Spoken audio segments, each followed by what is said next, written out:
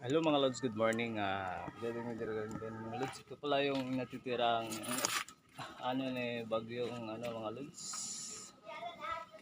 Bagyong Karena. Ayan yung mga bubong mga Lods, pinagtatalian na namin ng mga Lods, yung mga PVC. Lods, makikita nyo sa lira yung mga Lods, yung mga PVC mga Lods, inaano na namin mga Lods. Ayan yung bubong mga Lods.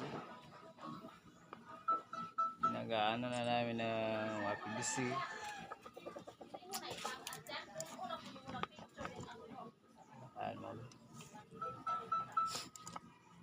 Buti na lang mga Lods, yung puno ng yung mga Lods, pinatutumba na ng may-ari dito ng bahay mga Lods. Ay, mga Lods. Kita ko sa inyo mga Lods, yung sapa namin dito mga Lods nga medyo dami dito mga Lods. Ay, mga Lods. Ay, mga Lods. Kaya ito pala yung si Aleleng mga Lods. Kaway mga Aleleng yung pang 1M viewers mga Aling-Alengs. At ito pala yung nangyari dito sa mga Lods. Yan, ito yung 1000cc ko na motor mga Lods. Inaano ng hangin. Kaya ayusin nga natin mga Lods.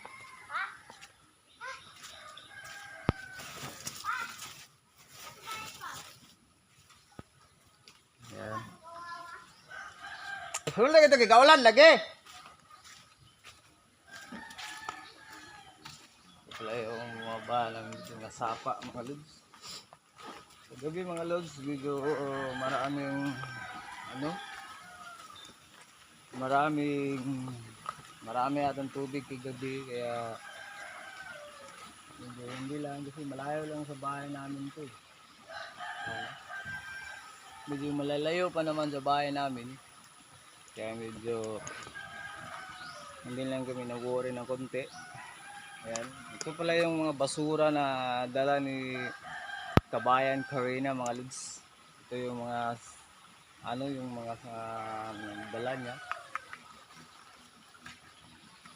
Ayan mga Lods. Ito po yung dala-dala niya tatawid muna tayo mga Lods ha. Tapos ito pala yung mga nagawa niyang mga yung mga sagbot o mga gapnod mga Lods. Ayan mga Lods. Ayan. Ito yung nangyari sa namin.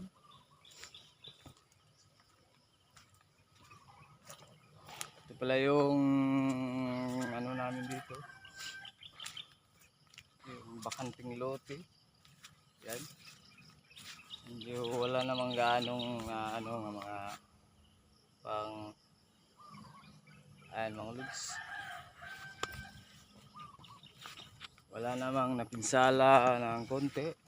At nagpapasalamat din ako sa Panginoon na kahit papano wala namang napinsala. Ayan. Sana lalabas na ng bagyo para makapagtrabaho na ako kasi galing din ako sa galing din ako sa pagtatae kaya pinsya sa kumakain dyan. Kaya ngayon pa ako recover ng konti. Ayan. So hanggang dito na lang. Please follow and share my videos. Thank you and God bless to all.